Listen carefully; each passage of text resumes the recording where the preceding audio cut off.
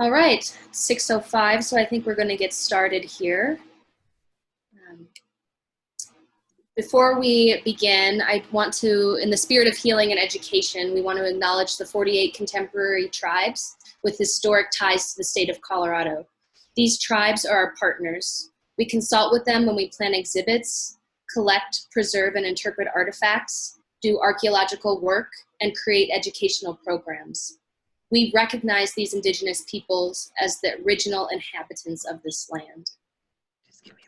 Welcome, everybody. This is our fourth Voces and Arte program. My name is Corey Ayanaji, and I am the Ballantine Gallery Manager at History Colorado Center and the coordinator of these programs. We are so delighted to have you here with us today. Voces and Arte was created in partnership with the Latino Cultural Arts Center to coincide with History Colorado's newest Ballantine exhibit, Hecho in Colorado. For more information about the exhibit, check out the webpage on our website, and I'm going to include that link in our chat box. Put that in. We are thrilled to bring together these artists for a 7-part series of conversations to talk about the importance of Mexicano and Chicano art in the state of Colorado. So before we move on to introductions, I would like to explain how this program is going to work virtually. The first thing I want to talk about is the chat box. This is where I will be sharing program resources, like the link I had just shared, and this is where you will also be able to communicate with me and the artists. If you have any tech questions, this is where you will put them. Some people might not see dialogue boxes the same on tablets and phones, depending if it's Apple or Android. So we'll do our best to accommodate all devices if you have any questions. At the end of the program, we will have some time for some question and answers for the artists.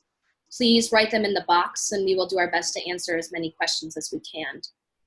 And I do want to mention that we do have a live Spanish interpreter for the duration of this program. If you would like to use the service, please tap the interpretation icon and select Spanish and then select mute original sound. If you would like to go back to hearing this program in English, select the interpretation icon again and click off.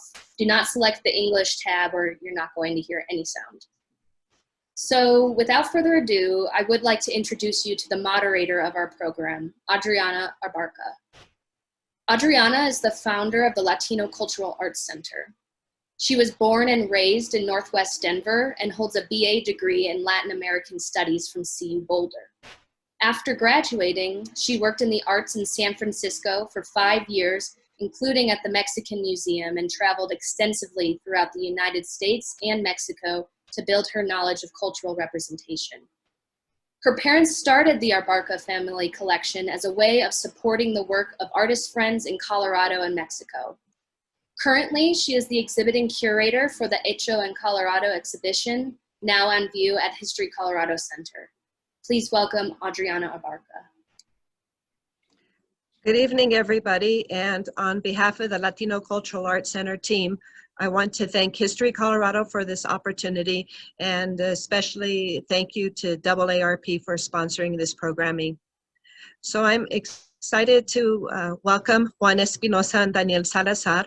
And it's amazing to me just speaking with them both and realizing their connection to each other throughout for a good number of years, since the 70s, since the 1970s.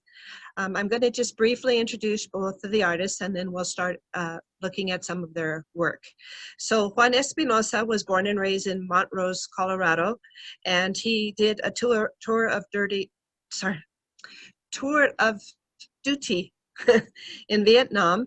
And then after serving in Vietnam, he got a GI Bill scholarship, so to speak, and in addition to work study and other funding, he was able to attend CU Boulder.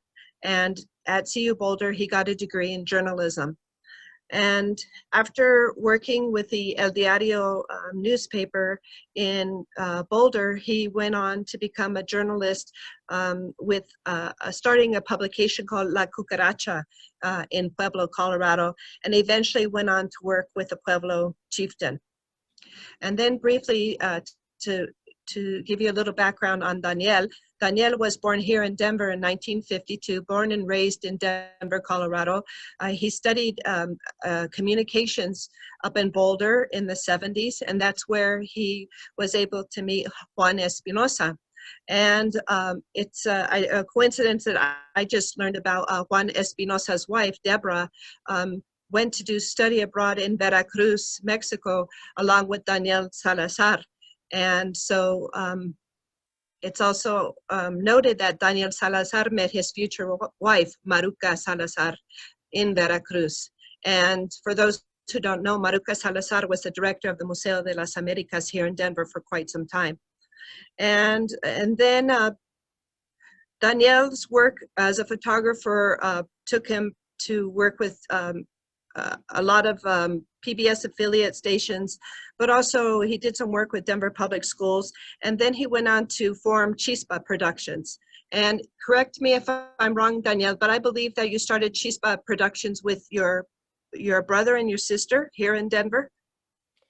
With my brother and Juan Salazar and his wife at that time. So what year would that have been? What year would that have been, Juan? Daniel? I think we started it just before we did a film called Intelequia in 1979.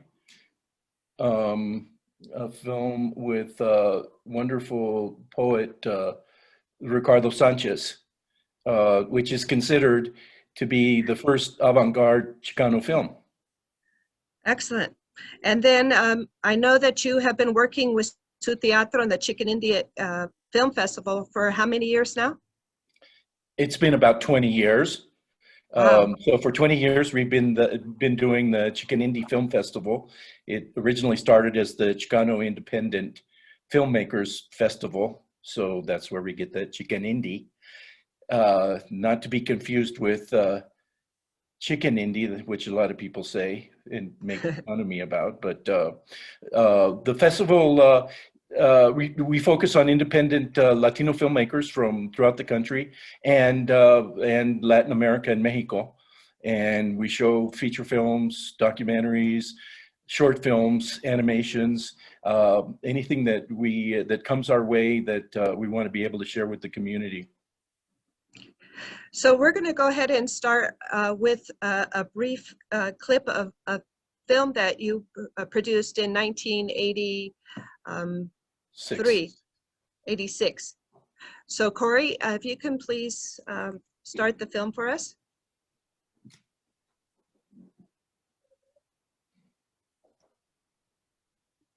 Oops.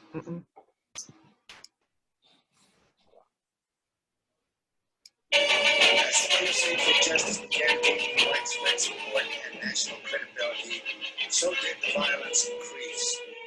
Confrontations became common between the police and individuals, between the police and the community. Community relations deteriorated, and even a peaceful demonstration or education might lead to bloodshed.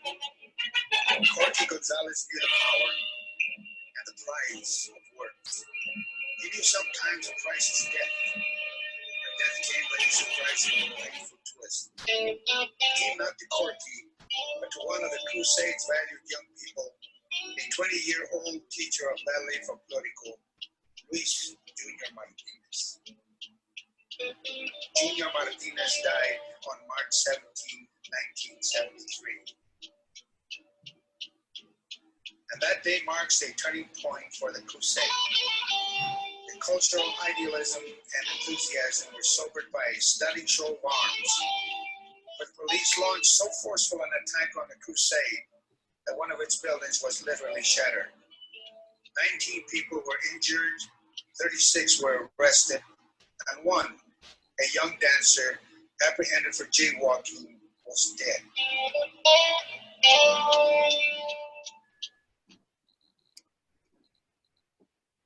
Go to the next. So can you please tell us a little bit more about that, Daniel? Is that all original video coverage from you? No, that's all footage that we acquired from the many television stations that covered the event. I think the last photo may have been shot by Juan. Is that your photo? Yes, go ahead. That we used Let's at the go end, to that Juan? photo now. I have something very similar. I don't believe that's my photo though. It's shot at a slightly different angle. We're gonna go ahead and go to your photo now. Can we please, there, go back there. We're gonna talk about this photograph in just a second, which was taken in 1973 by Juan Espinosa, of a protest marking the murder of Junior Martinez by the police department. Before that, so Juan, Daniela was telling us that it was footage that he put together. Did you create any video footage at that time, or were all of your images stills? No, this is a documentary piece called After Joaquin, The Crusade for Justice. And it was produced for National Public Television. There was a program called Presente at that time. In fact, it was the only program available that featured Chicano, Hispanic, Latino work. It was a regular series. It was hosted by a woman named Sylvia Morales. The 30-minute documentary After Joaquin was the last in-depth interview, video interview of Corky Gonzalez before he passed away, I guess about 10 years later after that. But so it, you know, it had footage, it had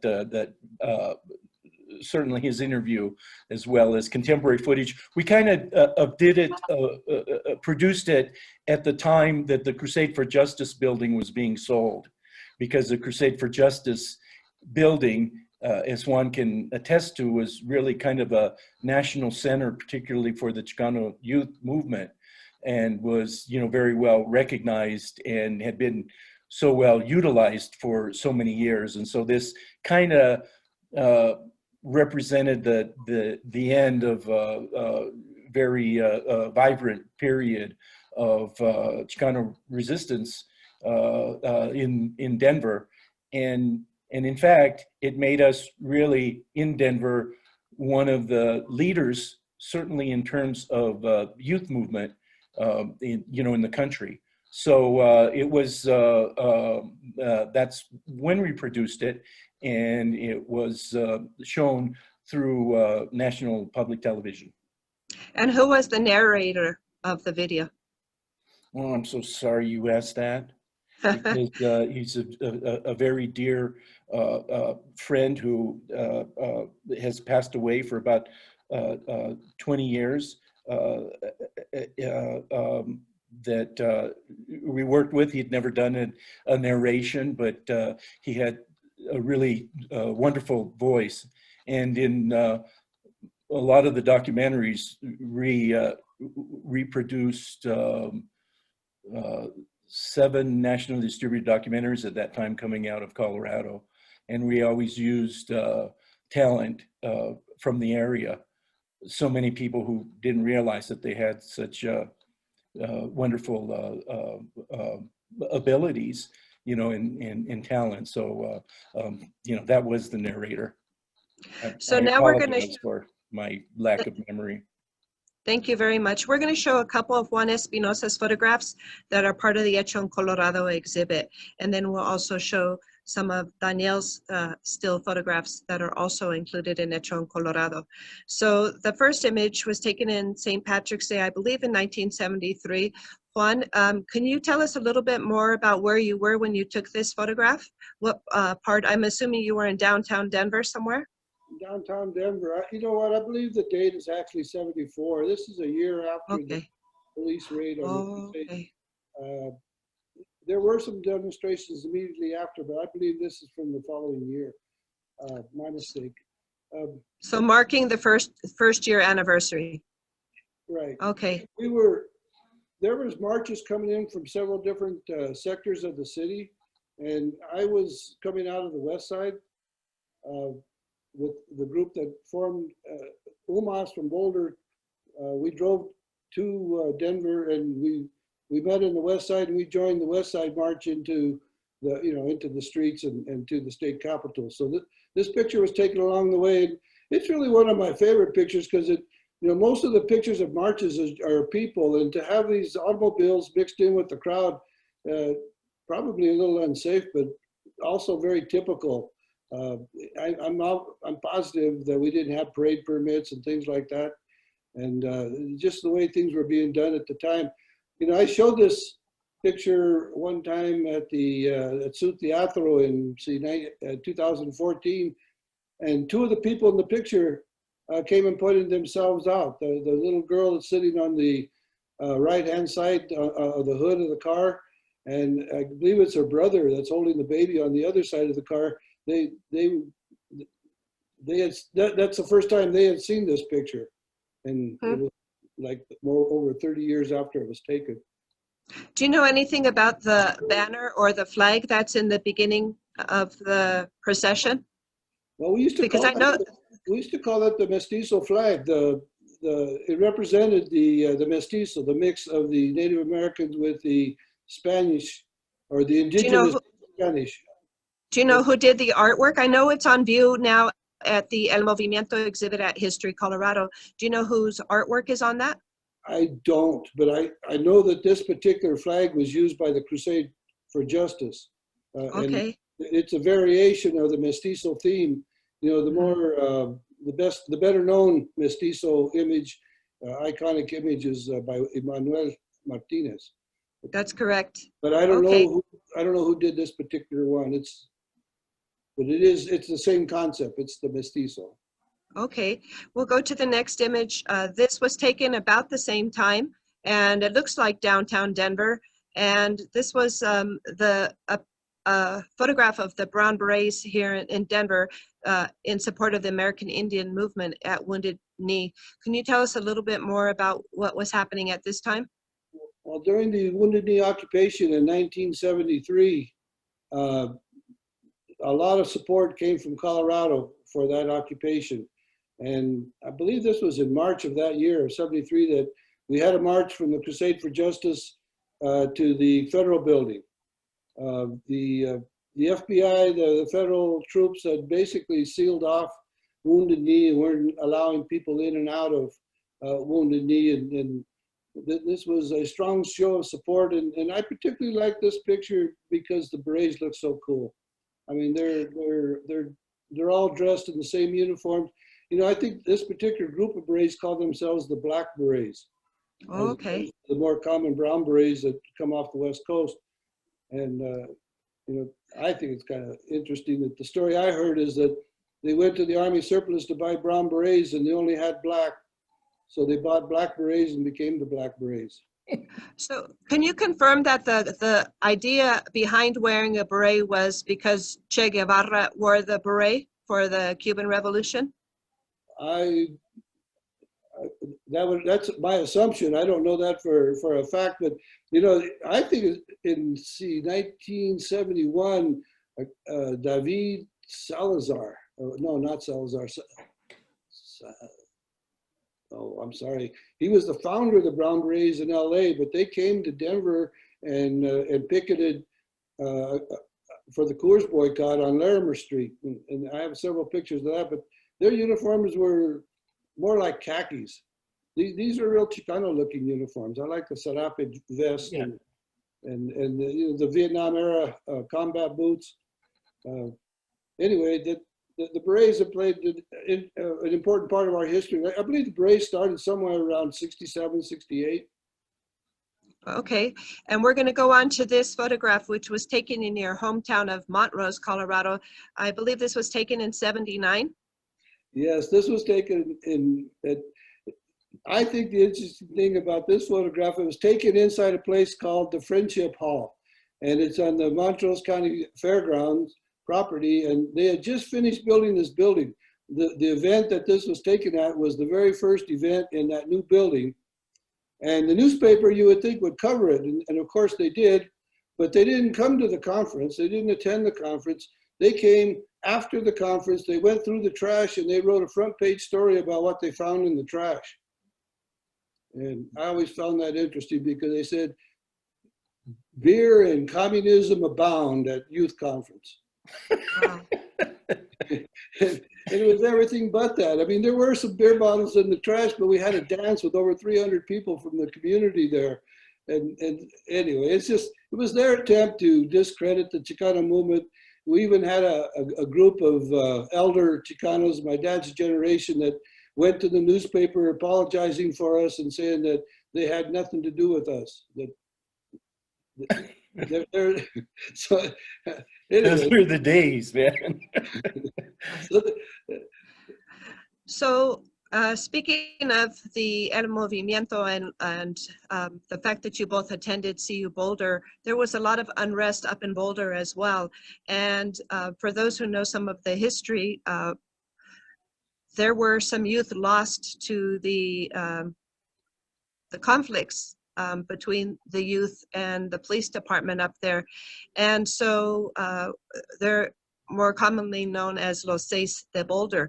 So I would like for Juan to tell us a little bit more about these colored versions of photographs of two of the fallen Seis. If you can tell us a little bit more of the history, because I'm sure that these guys were your fellow classmates at the time, Juan. Yes, Freddy Granado, the one on the left, was the president of UMAS when we went to Boulder in the fall of 1971. And he was the leader of UMAS when Ricardo Falcón was fired the following spring, and there was a lot of demonstrations. And then he and about 70 students were banned from the campus. And so anyway, he was a bigger than life character. You know, I helped Freddie start a newspaper. He started a newspaper called El Escritor. And the El Escritor was a newspaper published out of I think it was the Westside Action Center in Denver. And we actually put that together in the UMAS EOP or UMAS El Diario office in Boulder. I think I can't remember how many editions he did. I don't think it was any more than 7, but he was the publisher of a newspaper when he died. And we changed the name of his newspaper to Escritor del Pueblo because the idea was we were going to move his newspaper to Pueblo when I graduated. But of course he died before that happened, and I've been paying tribute to him ever since. He was quite the guy.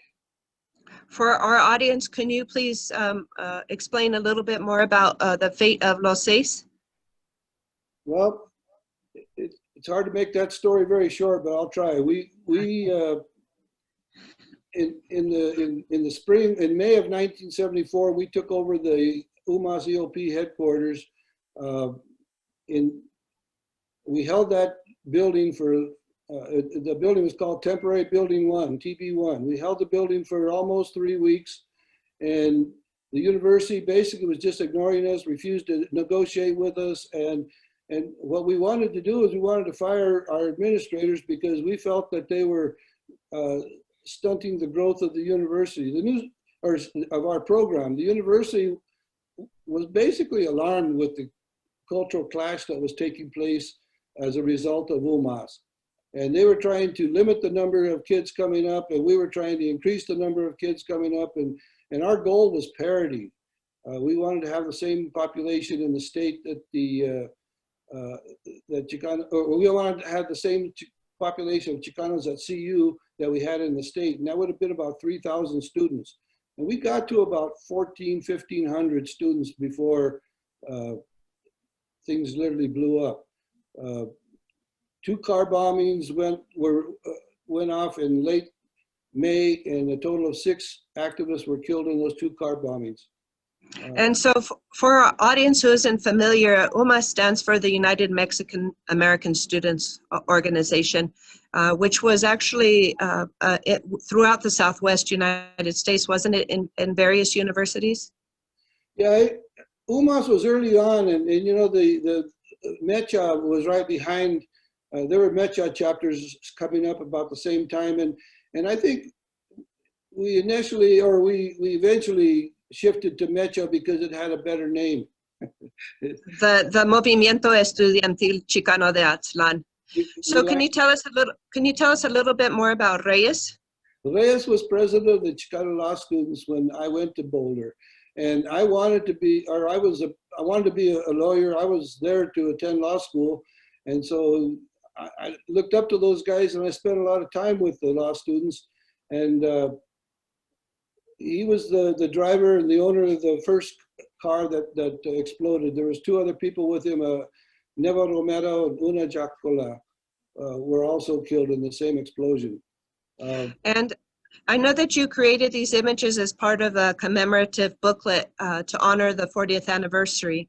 You had an event at Su Teatro, I believe. What year was that? That was in 2014, on the 40-year anniversary of Los Seis del Boulder. But we broadened it to include 3 other people and we called it the symbols of resistance. These are all people who died in our Chicano movement, and we called them, they were our symbols of resistance. Okay, and then I really enjoy this photograph that you call Sueño Revolucionario. And if you can tell us a little bit more, I know you've recently colorized the photograph. I believe you took it back in the 70s. Can you tell us a little bit more about this image? Yeah, this picture was taken in Chama, Colorado. We're at Reatero's house. Reatero was the leader of the land rights struggle that eventually regained the historic rights to the Taylor Ranch. But this was the beginning of before the court case was even filed. And between marches, my buddy Phil from Grand Junction, Phil Lujan, was taking a nap. And I just took a picture. It was an interesting scene, but this picture stayed in my contact sleeves until about 2 years ago. I was just going through them, and I says, that is an iconic picture from the 70s with Che, and the poster on the left is about the Sundance up in the Dakotas. And I mean, who hasn't slept on a flowered couch like that? And then Phil, when you look at Phil close, he looks just like the Mestizo. So yeah. it all just tied together in a nice little composition. And I realized that some of these pictures that never made it into our publications have another value. They show kind of what we were about, or what we thought we were about, and dreaming of a revolution. Excellent. Now we're going to talk with Daniel about his very well-known image, Westside Dreams, which was taken here in Denver of the Chicano Dance Theater Company, which were part of the Crusade for Justice. Can you tell us a little bit about this image, Daniel? Sure. This is originally a publicity piece we did for a production called Cuatro Épocas from the National Chicano Dance Theater, which was founded by Enrique Montoya.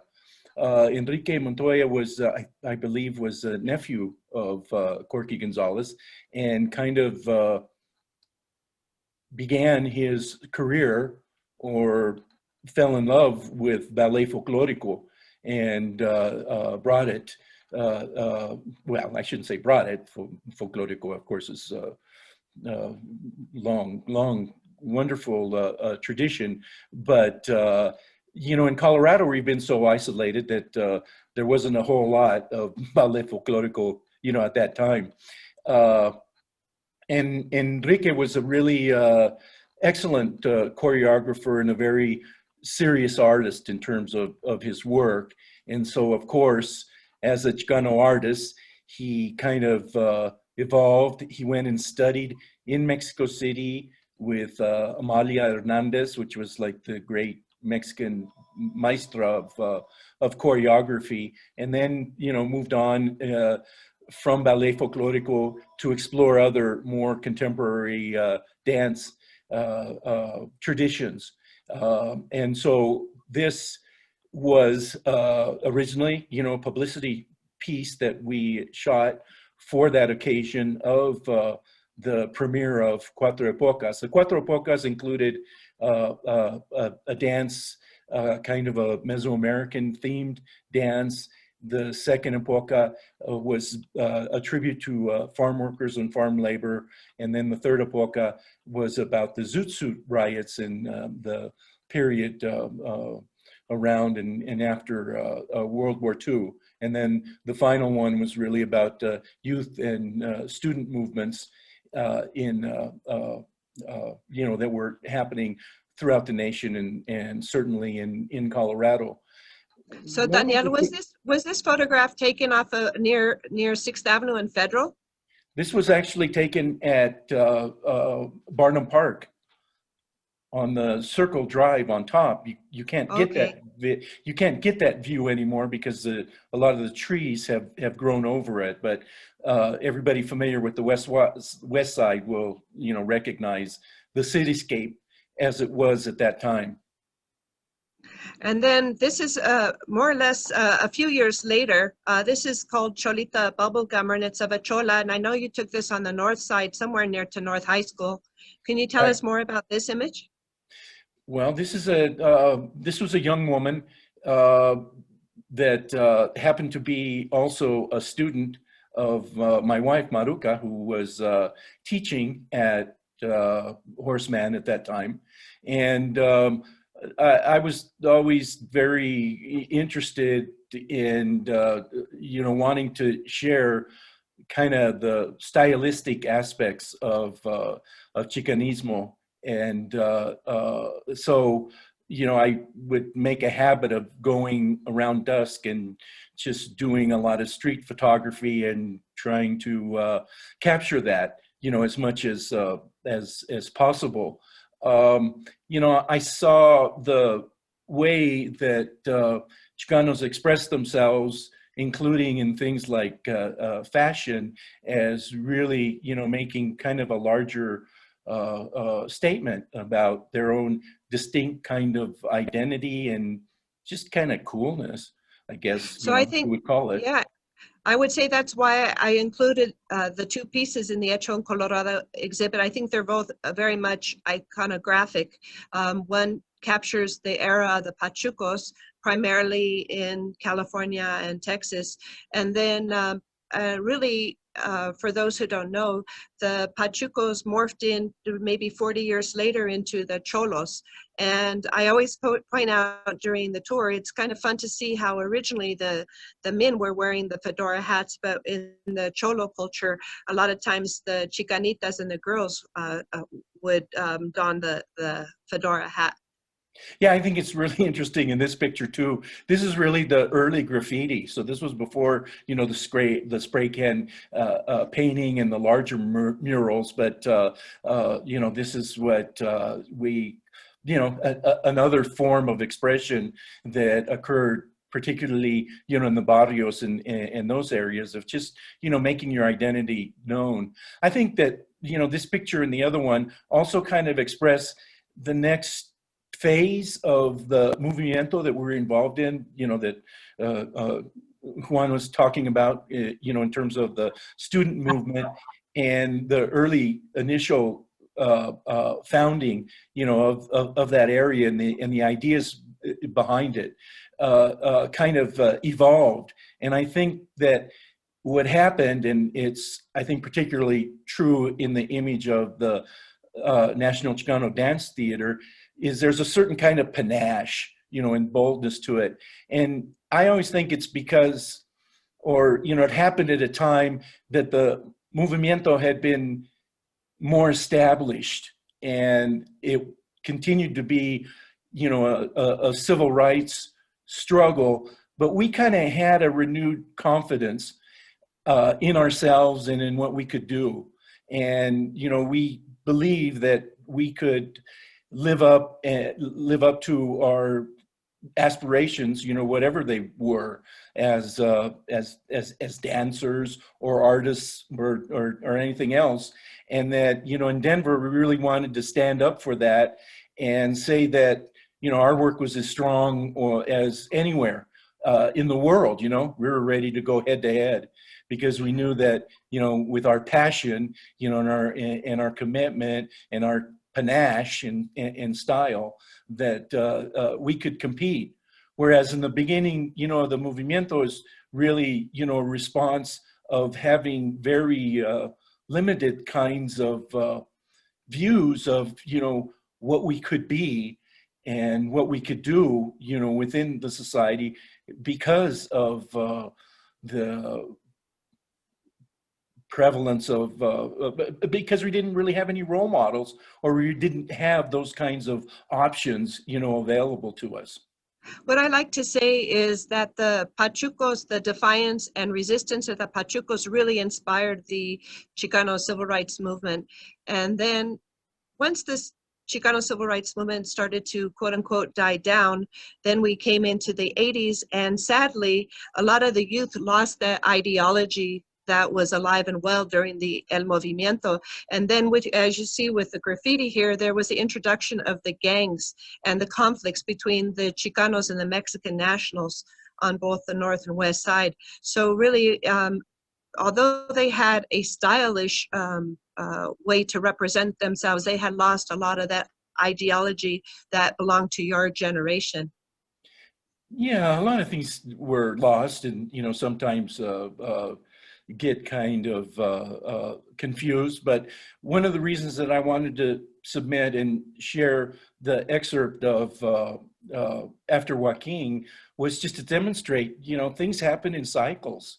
And now we're seeing a really very powerful movement happening, you know, throughout the country. And, you know, those have a long history and have a rootedness in the protest movements and the resistance that we participated in, you know, much earlier than even our involvement in the late 60s and early 70s. So, you know, we see that spirit, you know, reignites, and my hope is that it's even more powerful, more inclusive, and more persistent now. But, you know, we'll soon see. So we're going to move along to your Macho Sensitivo series. What year did you create that series? This is the first photograph we're showing, Toma Tiempo. What year would you have created this? This was in 1995. Okay, and then we have two other images that were also part of that series. We have El Valiente, which is a takeoff on a Loteria image. And then we have your interpretation of Emiliano Zapata as a house husband, I suppose, in El Mandilon. Can you tell us a little bit more about how you came up with this series? What inspired this series? Sure. I think this series has kind of regained a lot of interest, and is very interesting in terms of how it's evolved as well. Because, you know, when I first presented these images, there were actual demonstrations, you know, against them, and Mexicanos, older guys like Juan and I are now, that really were viscerally offended by the image, and kind of, you know, misinterpreted what the meaning of and the purpose of the Macho Sensitivos is. And, you know, that is to create other ways of appreciating and expressing machismo beyond, you know, the violence and the kind of womanizing and those other toxic masculine aspects, you know, that are more often, you know, associated with it. And my thought was that, you know, we see these images of violence and you know, other aspects of what we call toxic masculinity now. We see them all over the place, but we don't see others that celebrate how, you know, I felt or feel about machismo, you know, in terms of my experience, you know, with my father and grandparents. You know, men are very nurturing. We have a very important role to be active participants, you know, in our families and, you know, with other generations, you know, to be leaders and role models. So this was, you know, kind of a humorous, you know, way to readdress those. And these are two of my favorites, El Valiente, because, you know, if you're familiar with the El Valiente card, he usually has a bloody knife in his sarape.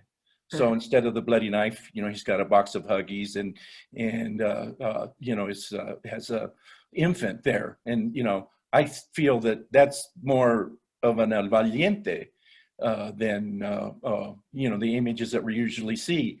The one with Emiliano Zapata, you know, was particularly controversial at that time, but recently it was included in an exhibit at Bellas Artes in Mexico City as their national show and celebration of, I think, the 70th anniversary of Emiliano Zapata's death. So it was a whole, you know, national kind of celebration. So it was really cool that this image that at one time had, you know, had demonstrations, you know, against it and people demanding that it be taken off the wall because it was insulting to Mexican culture, to have, you know, the most established gallery of the Mexican government include it, you know, in this exhibition with all of the other kinds of images and homages to Emiliano Zapata.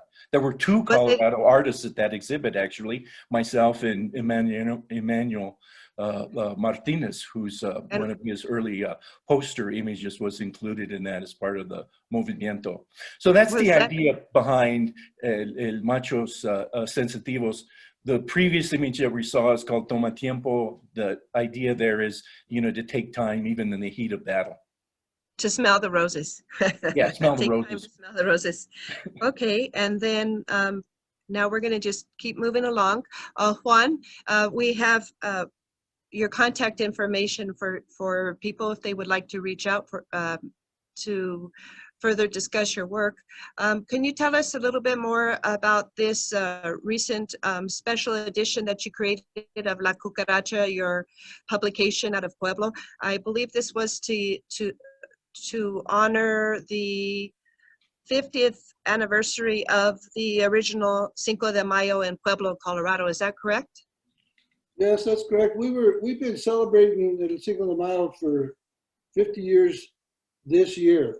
And we had been planning for the last 5 years, building up to the 50th anniversary. We were going to have a big blowout, a week of activities, and then along came the pandemic, and we couldn't do all these things that we had planned. So the one thing we did do is we published a commemorative newspaper, La Cucaracha, summarizing the history of those 50 years with pictures from different Cinco de Mayos over the years, and some of the stories of the day. And that's what I have been spending my time on most recently, are special editions of the newspapers that I once worked with. El Diario, we did a special edition of El Diario for the commemoration, or the what's called, the commemorative sculpture? The unveiling of the sculpture of Los Seis on the Boulder campus, next to TB1, the building that we took over back in 1974. And right now I'm working on a special edition of the Cucaracha around the Columbus issue. Pueblo, Colorado has the last Columbus statue in Colorado, and we want the city to remove it. We're having a Four Directions March this weekend in Pueblo. If people want to come to Pueblo and march with us, it'd be greatly appreciated. How long have you been protesting in Pueblo? Has it been about 12 weeks now? Around the Columbus statue? We protest on Sundays, and we've done it for 22 Sundays. Wow. So. And then can you, just to end this discussion here, can I ask you, as a photojournalist, what would you say was your most inspirational moment or photograph or experience, or the most inspirational place that you visited in all these years? Oh, you know what? I would almost put that on personalities. Being a Chicano journalist gave me an excuse to talk to and interview and meet and spend some time with, you know, people like Cesar Chavez and Corky Gonzalez and Dolores Huerta and you know, Joan Baez even, and people just you know, I always looked at my photography as functional. I was looking for the best picture for the next edition of one of our publications. I wasn't trying to put together a portfolio. I inadvertently did. But what I really did with my photography is I followed the movement. Wherever the movement took me, I went. And that's what my pictures, I think, represent. But I should point out that you're also a writer. Sometimes I think because we're so caught up in your photography, because your images are so powerful, that we forget to mention that you're also a writer. How many years have you been writing for newspapers? well, I retired from the Pueblo Chieftain after 22 years, and then I probably had at least another 10 years before that, before I went to the Chieftain. So I would say I've got, and then since I've retired, I've submitted many articles to the Chieftain and to a few other publications. So I guess I've got, between 40 and 50 years as a writer. I went to the Chieftain, we had a very strong union, and I couldn't be a writer and a photographer. And there was only a writer's position open, and I took that job, and that's one of the reasons I never worked as a photographer for the Chieftain. But I've been taking Okay, and now we're going to wind up with Danielle here. There's Danielle's contact information as well. I think this is an amazing series that you're working on, Danielle. Can you tell us a little bit more about how you got involved with documenting the elders of the Movimiento? I believe this is a project that you're partnering with History Colorado on. Is that correct? Yes, this is a project entitled Movimiento Elders, and it's a direct outgrowth of some ideas and exploration that came about as part of the Movimiento exhibition currently at History Colorado. Basically, we want to document all of people who were involved in the Movimiento, who were kind of in their prime during the Movimiento. And what we're doing in particular is interviews and transcripts, of the interviews, along with photographs and, other paraphernalia or historical photos that we can get of these activists. So these are activists that I know Juan is very close to, that were active during the Movimiento, and we asked them all, besides their background and a little description about their involvement, when did you become a Chicano? So we're particularly interested in that question because it's a great disclosure question, and we're interested in people who are old enough that they actually had to make a decision and choose to be Chicanos, instead of how they were identifying themselves beforehand, and embrace that as kind of a new identity. So it's also an opportunity to understand how a cultural identity comes to pass. And it's a great way of understanding the Movimiento in terms of, what their motivations, what their life experience was that led them to embrace liberation kind of identity like Chicanismo. So well, it's been a real pleasure. Sorry to cut you off, Daniel, but I just want to mention real closely that these are Yes. 3 of the Movimiento elders who have passed this year that luckily we were able to document and get their stories. And you see their images. Geraldine Gonzalez, she's really the first lady of the Chicano Movimiento, wouldn't you say, Juan? Oh, yeah. And Federico Juan, Freaky Freddy, Juan Trio, a dear friend to both of us, and another dear friend, Tep Falcon. Thank you very much. I want to give a special thanks to both of you for your leadership in the Chicano Mexicano community here in Colorado, all of your contributions through the years. And it was a real honor to be able to interview you as part of the Hecho en Colorado exhibit. So we're going to have turn this over to Corey now, and she's going to open it up for questions from the audience.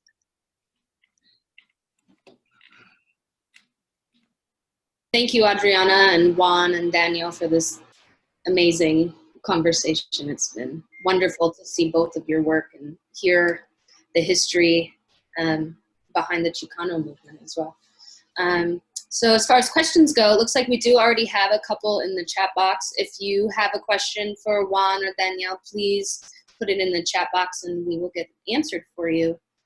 So the first question we have here is for Juan. Have you ever been approached to microfilm your newspaper? How does your work live on?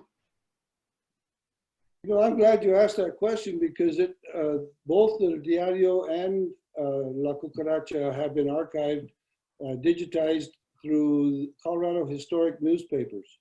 If you Google Colorado Historic Newspapers, you'll find us on the list, and you can read every edition that they have. There's a couple editions of both of those publications that apparently were lost, but almost everything we did over those years are available, and they're excellent for research if you're writing on a subject back in those days.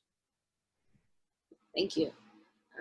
For Daniel, we had a question. They were asking, this was before this last slide, if you're still photographing today, what styles are you seeing and capturing, and what remains timeless, and what is new that you're seeing?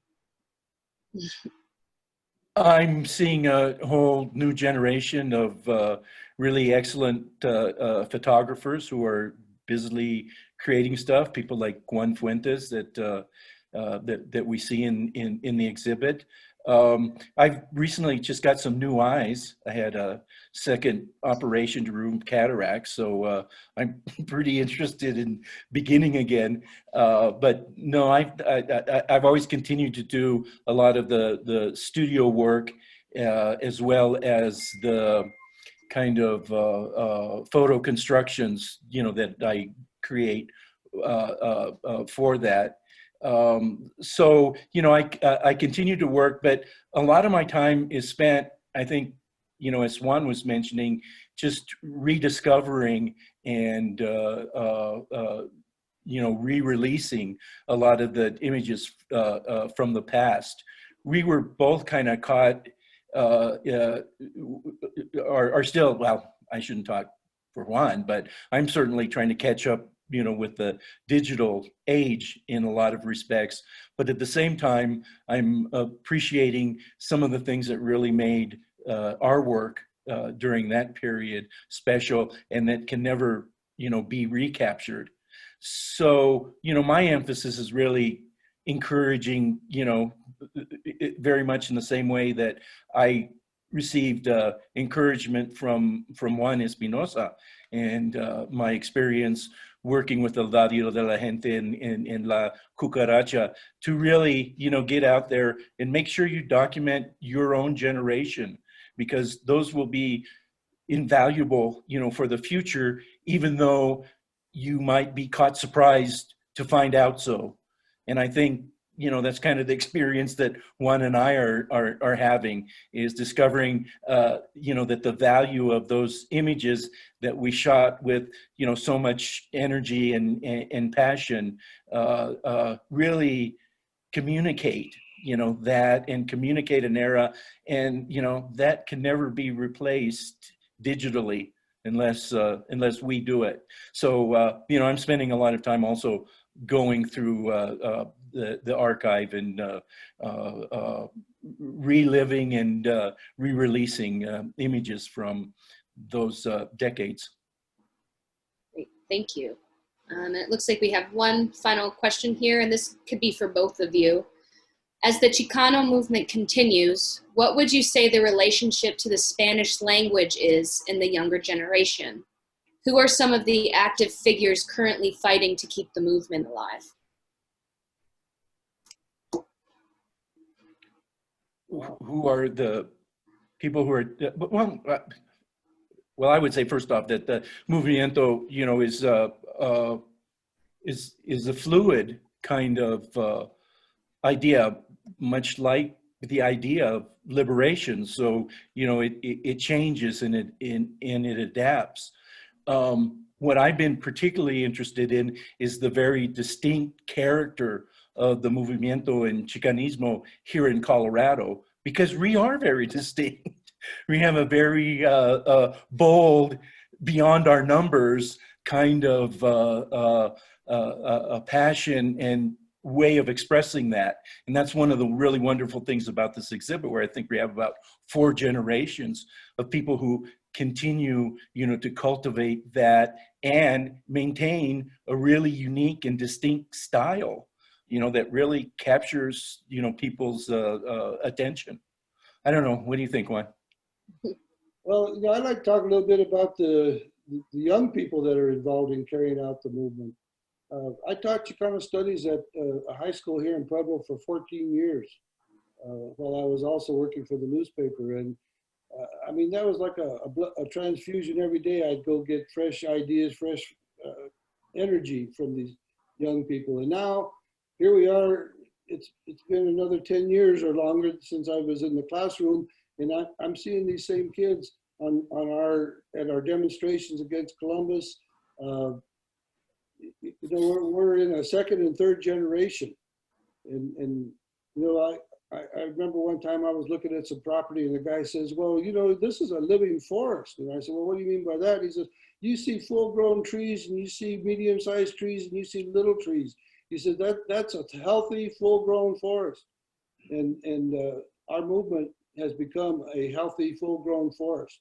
We have many generations from young to old, and we recently, the veterans here in Pueblo, we started an organization. Rita Martinez actually started it, and she calls it El Movimiento Sigue.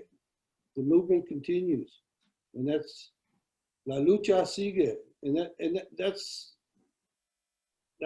our legacy, is that it is continuing with all these young kids that are out in the streets, and with amazing results.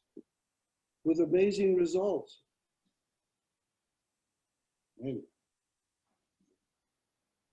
No, I love that. That's a beautiful allusion to the trees, and I think it's something that has been very rewarding. It's not a cliche for us to say that we stand on the shoulders of giants, because those were like really big guys. Lalo Delgado was a really big guy. Huevo was a big guy, and it's not only figurative but literal, in a lot of respects. But if I could just comment about the language question that was brought up, I just wanted to comment that I'm pleased to see that we are recovering the Spanish language with our youth, after having lost it primarily over at the same generation. Daniel and Juan, they unfortunately, starting in that time period is when we really were starting to lose the Spanish language. But I think that today we could say a lot of our youth are completely bilingual in speaking Spanish, but we still have to work on having those kids become equally fluent and able to read and write in Spanish as well. That's a really good point. Also, I think one of the things that we are appreciating is we can be proud pochos that we're all learning, and if we don't speak perfect Spanish, we're still learning and trying, and there's a much more openness to who we are, and us just being ourselves. The first Spanish courses I learned through this project of Movimiento elders, the first classes in Spanish in the DPS were originally called Spanish for Spanish speakers, because the previous generation, many of them spoke Spanish initially, but by the time they graduated, they no longer could speak Spanish. And that was how well the schools took our language, away from us. So I think, we are experiencing that, where being bilingual is no longer detrimental. I mean, can you believe a whole English-only movement that thought somehow it was superior only to speak one language? And hopefully, we've gotten beyond that. We were able to resist that. So thank you once again, guys. I think Corey's going to give us some closing Comments? Corey?